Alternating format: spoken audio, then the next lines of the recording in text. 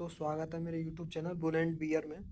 मैं आज बात करूंगा जो बिगनर्स हैं, जो इन्वेस्ट करना चाहते हैं, तो उनके मन में हमेशा ये सवाल उठता होगा कि हम शेयर बाई करने से पहले उसमें क्या क्या चीज़ें देखें, क्या क्या हम चीज़ों को लेके चलें जिससे हमें जो है शेयर में प्रॉफिट हो।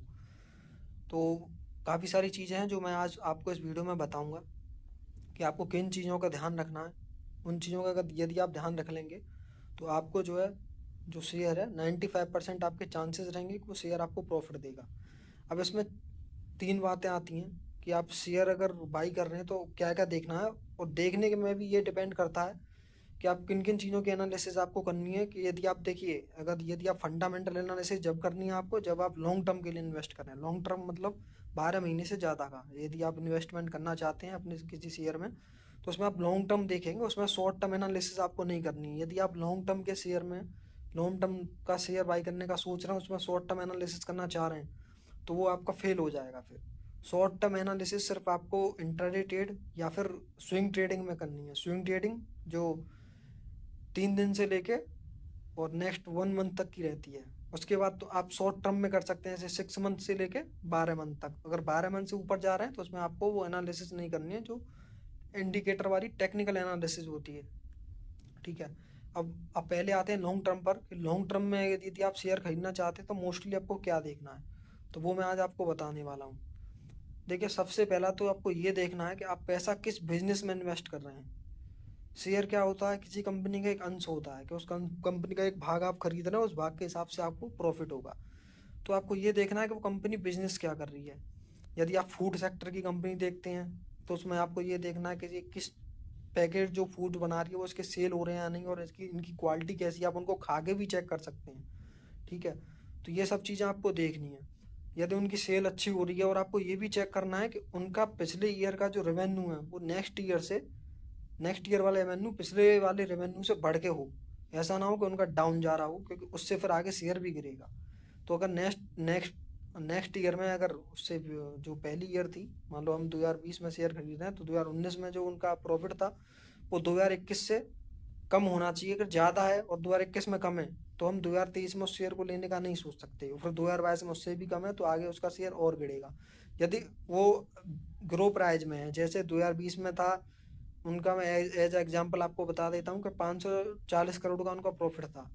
तो 2019 में 540 था, 2020 में बढ़ा 600 करोड़ का हो गया, 2021 में 650 करोड़ का हो गया, 2022 में 700 करोड़ का हो गया। तो उस शेयर को हम ले सकते हैं क्योंकि उनका प्रॉफिट जो है, जो मार्जिन है उनका, वो बढ़ रहा है, तो आगे शेयर का प्राइस भी बढ़ेगा। तो ये पहली चीज़ हम इसमें देख सकते हैं। दूसरी चीज़ आपको क्या देखनी है कि जो शेयर है उसकी 51% होल्डिंग जो कंपनी के जो सीईओ हैं उनके पास रहनी चाहिए, या जो भी ओनर हैं कंपनी के। क्योंकि कई सारी कंपनियों में आप देखेंगे, जो कि मैं आपको बता दूं, यदि कई सारी कंपनियों में आप देखेंगे तो उनकी जो शेयर होल्डिंग पैटर्न है, जैसे कि यहाँ पे प्रमोटर्स प्रमोटर्स के पास 74.19% है। तो ये जरूर होना चाहिए, ये एक प्लस पॉइंट होता है। यदि आप कोई शेयर खरीदना चाहते हैं और उसमें यदि प्रमोटर्स के पास ज़्यादा होल्डिंग है बजाय रिटेल की, तो वो कंपनी ग्रो करती है। यदि इसका उल्टा हो, जैसे यहाँ पर 74.19% प्रमोटर्स के पास है और 2.71% रिटेल के पास है। रिटेल यूजर जो हम लोग होते हैं, जो रिटेल इन्वेस्टर हैं, जो हम छोटा छोटा अपना इन्वेस्ट करते हैं।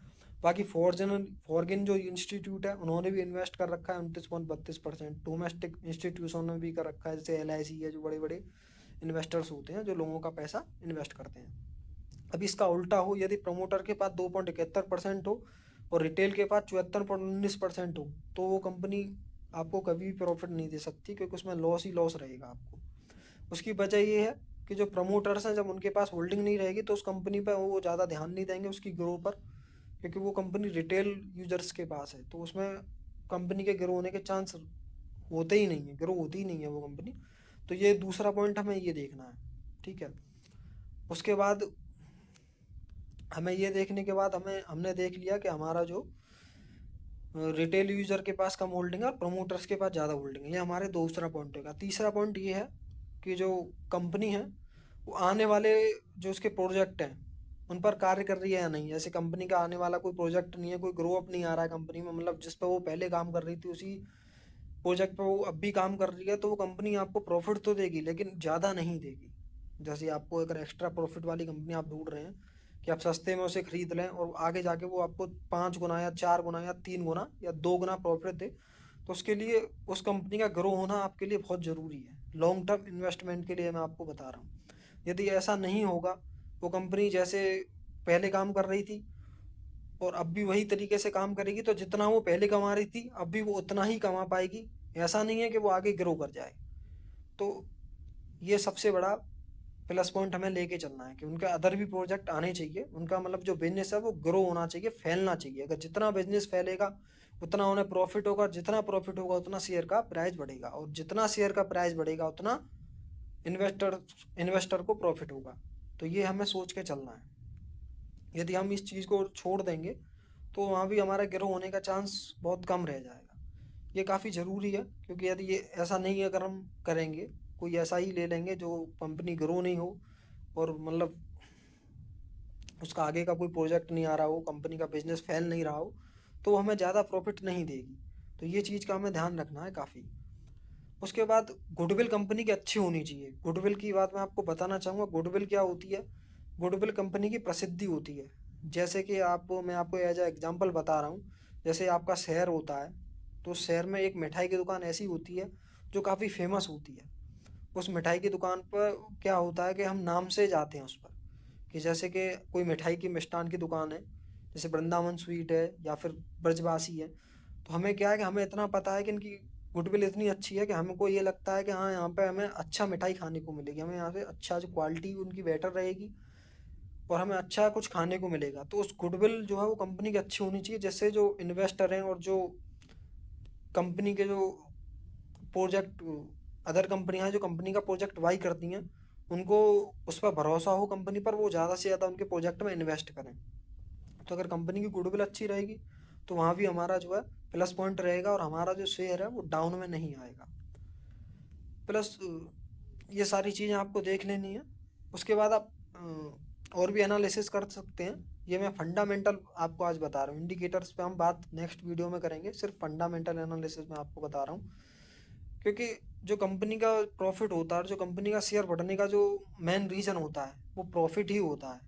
अदर कोई रीज़न नहीं होता जिससे कंपनी का शेयर बढ़े। अगर प्रॉफिट नहीं है तो ग्रो नहीं करेगा, और यदि ग्रो नहीं करेगा तो आपने जो पैसा लगाया है उसमें आपको प्रॉफिट नहीं मिलेगा, और जब प्रॉफिट नहीं मिलेगा तो पैसा लगाने का फ़ायदा ही क्या। तो ये चीज़ें ज़रूरी होनी चाहिए।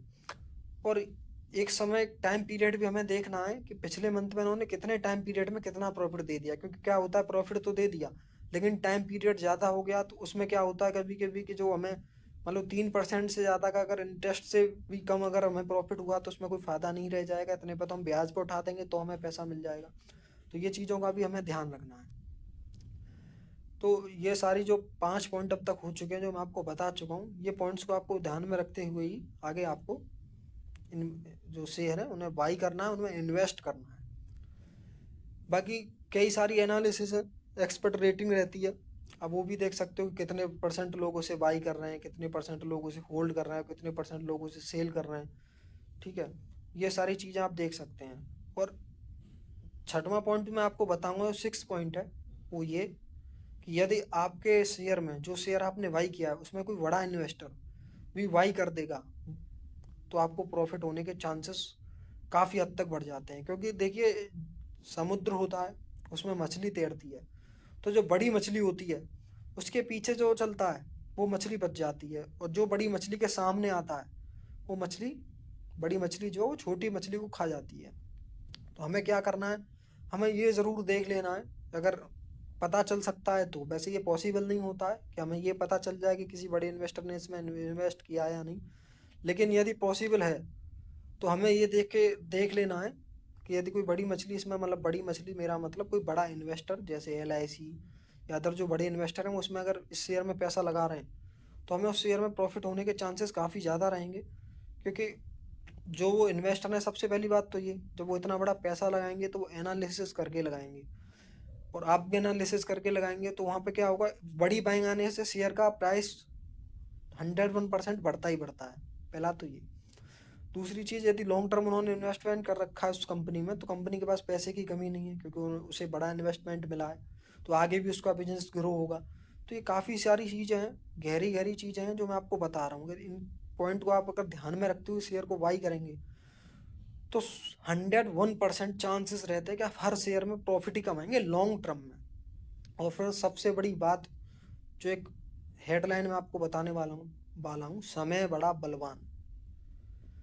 यदि आप समय के साथ चलते रहे कछुआ वाली चाल, ऐसा नहीं है कि कुछ समय के लिए क्या होता है कंपनी डाउन में भी आती है। अभी जैसे कि मैं आपको बता दूं, अभी मैंने सबसे पहले जो शेयर खोला था अडानी ट्रांसमिशन का, अभी आप देख रहे होंगे इतनी बड़ी गिरावट आई है शेयर में। 930 रुपये का शेयर है, हाईएस्ट 4236 का था।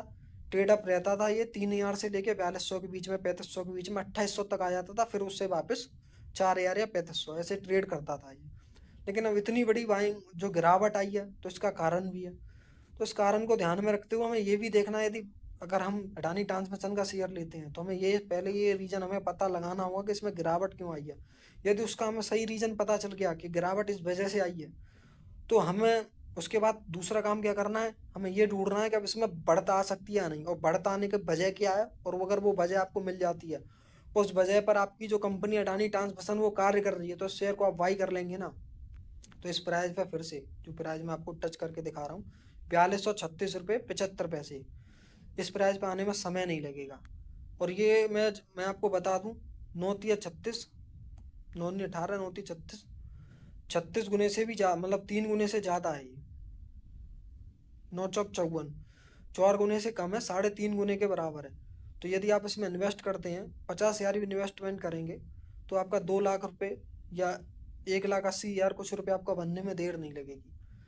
तो और ये मोस्टली अगर अच्छी तरीके से आपकी एनालिसिस गई तो ये 4-5 महीने 5 महीने में भी हो सकता है। तो मैं आपको बता रहा हूँ, जो पॉइंट मैंने आपको बताया आप नोट कर सकते हैं, उन पॉइंट पर आपको कार्य करना है, उस कार्य के हिसाब से आपको शेयर बाई करने हैं, आपको 101% प्रॉफिट होगा, ये मेरी गारंटी है। आगे भी मैं ऐसे ही रिसर्च कर करके आपके लिए ऐसे ही वीडियो लाता रहूँगा, जिसमें ये पता करने की उन जो मैं आपको चीज़ें बताऊँगा, जो आपको मैं गाइडलाइन दूंगा कि ये गाइडलाइन यदि आप फॉलो करते हैं तो आपका शेयर जरूर आपका प्रॉफिट रहेगा। तो गाइडलाइन में आगे भी आपके लिए डालता रहूँगा। इसके लिए यदि आप चाहें, आपको लगे ठीक है इस वीडियो से आपको कुछ मिला है, कुछ प्रॉफिट हुआ है, तो आप चैनल को सब्सक्राइब कर सकते हैं, नोटिफिकेशन नोटिफिकेशन जो बेल होती है उसे क्लिक कर दें, जैसे अगली वाली वीडियो का नोटिफिकेशन आपको आ जाए। लाइक करने की कोई आवश्यकता नहीं है, यदि आपको अच्छी लगी हो वीडियो तो लाइक कर सकते हैं, अन्यथा कोई आवश्यकता नहीं है। वीडियो देखने के लिए धन्यवाद, अपना कीमती समय देने के लिए धन्यवाद।